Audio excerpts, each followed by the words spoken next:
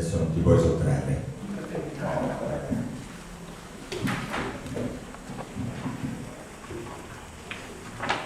Che pagina? 12 o 11? 10. Pagina 10. Questa poesia era dedicata a Walter Veltroni, un'anima, ma può essere dedicata a qualsiasi sindaco che poi è succeduto e che succederà ancora.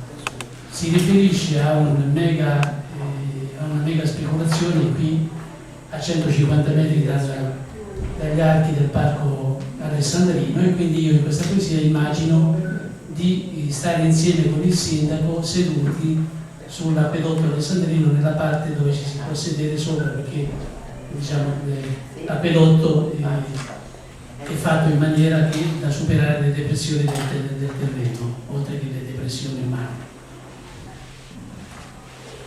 Il muro è l'alba e il sindaco è con me, inerpicanti sopra gli archi dell'acquedotto alessandrino.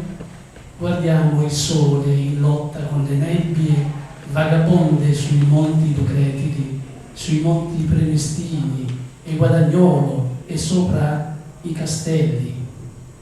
Meraviglioso, dice il sindaco.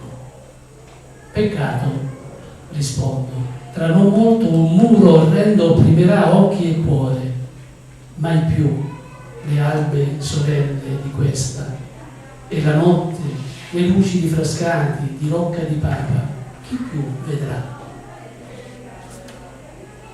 Ma non c'è nessun sindaco con me. Forse a quest'ora apre la finestra beata e incancellabile sui fori e sui colli e le chiese di Roma. Cioè, non gliene frega di niente.